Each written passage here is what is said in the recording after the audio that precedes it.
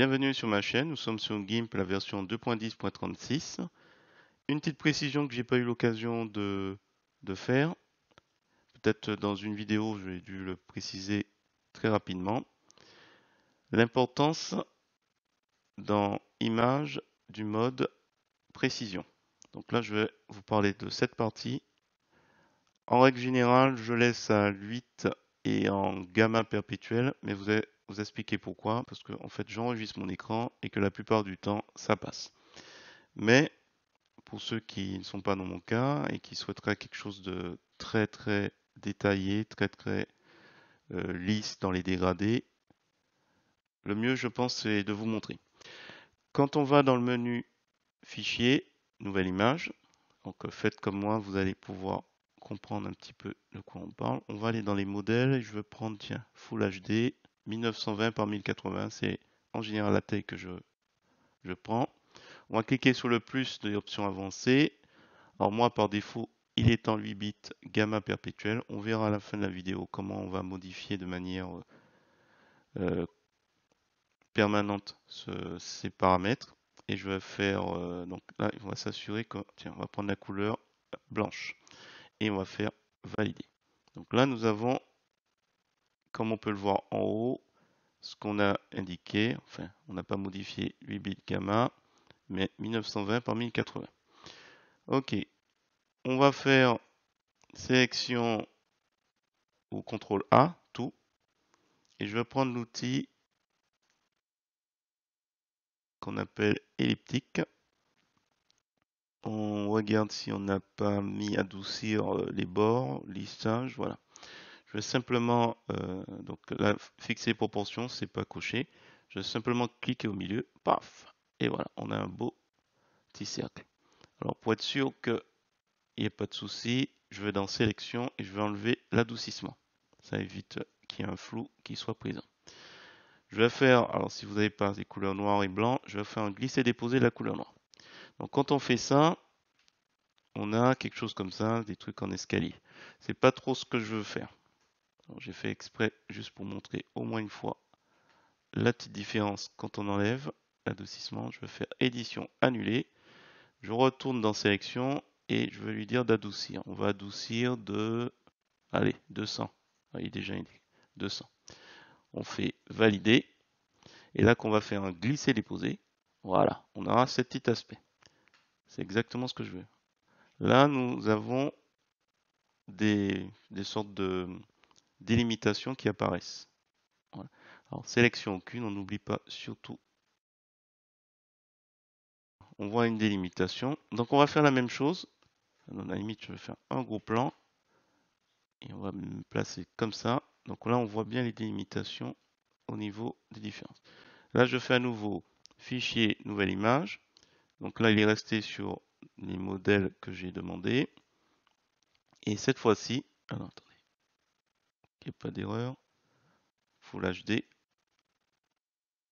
Et cette fois-ci, je vais mettre virgule flottante. Je vais d'un extrême à l'autre. Il va me placer lumière linéaire d'office. On va lui mettre couleur blanche. Et comme ça, il va me créer un nouveau projet. Voilà.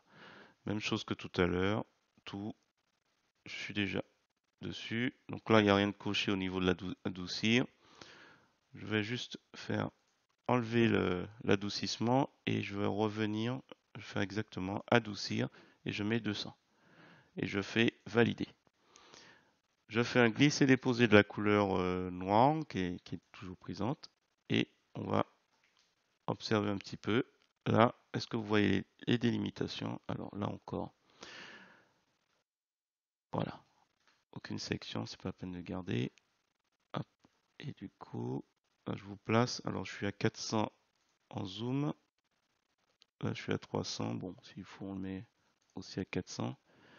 Je vais juste placer pour qu'on compare, mais bon, je pense que vous voyez très bien où je veux en venir. Attendez, hop. Donc là, nous sommes sur 8 bits. Hop, là, nous sommes sur 32 bits linéaires.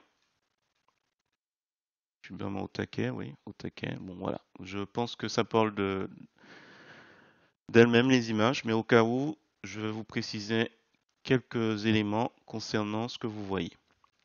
Donc, si j'ai de 8 bits. Donc en gros, il s'agit de précision. C'est la façon dont GIMP va stocker les informations de l'image. Donc plus la précision est élevée, plus votre image va contenir de détails et de nuances de couleurs. Donc quand on est en entier 8 bits, alors c'est comme si vous utilisiez une boîte de 256 crayons de couleur. Alors c'est suffisant pour beaucoup de dessins, mais pas pour les plus détaillés. Entre 16 et 32 bits, c'est comme avoir des milliers ou des millions de crayons et on peut faire des dégradés super lisses et des couleurs super précises. La virgule flottante, 16 bits, 32 bits, et là c'est un mélange de couleurs à l'infini. Ça va être super précis et vous allez obtenir des effets spéciaux. Alors, si c'est un peu vague pour vous, disons que si vous créez un montage avec une ombre, il vaut mieux avoir celle où vous avez un bel aspect dans l'ombre que celui où vous aviez les délimitations de l'U8. Donc, on a cette notion de gamma et de lumière linéaire. Donc là, ça s'adapte au fur et à mesure. Quand vous êtes sur du 8 bits, par défaut, il se met tout de suite sur le gamma. Alors, disons que c'est un peu comme si vous travaillez sur du papier. Et le linéaire, c'est un peu comme si vous filmiez avec un écran dernier cri, numérique. Voilà, si ça peut vous aider les éléments.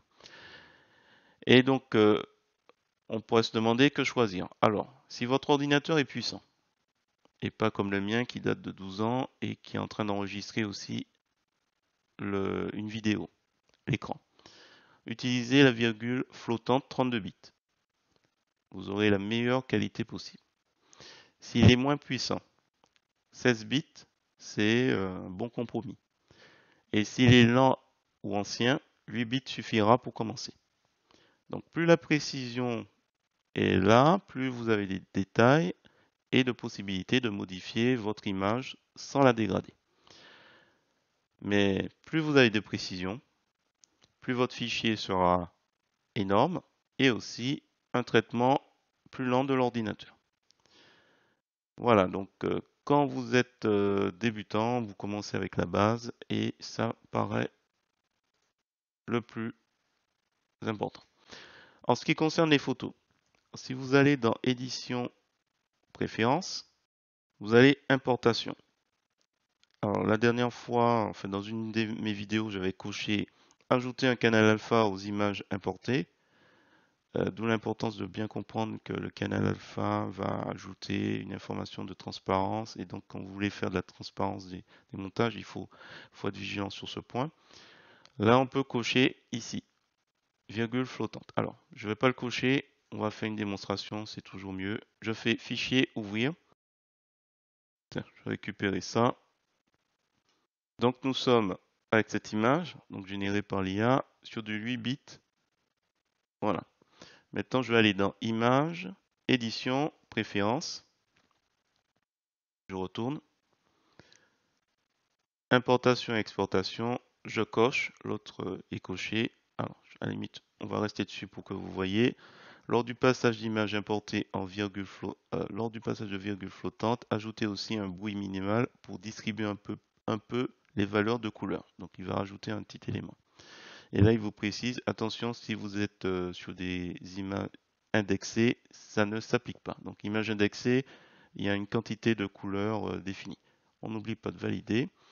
Et donc, si je fais Fichier, Ouvrir, on va prendre une autre image. Là, on voit qu'on est sur du 32 bits linéaire. Voilà. Maintenant, l'importation se fait. Alors que précédemment, on était sur du 8 bits gamma. Voilà, je vais terminer sur ces belles images de photos générées par l'IA. Donc là, l'idée, c'est un autre projet que je travaillais. Je voulais voir un peu comment il me générait des images. Bon, bref, on verra si je continue dessus. Si vous trouvez intéressant cette vidéo, je vous remercie de me mettre un pouce vers le haut et de me laisser un commentaire. Et n'hésitez pas également à vous abonner à ma chaîne pour voir d'autres contenus sur GIMP, LibreOffice ou Gmic.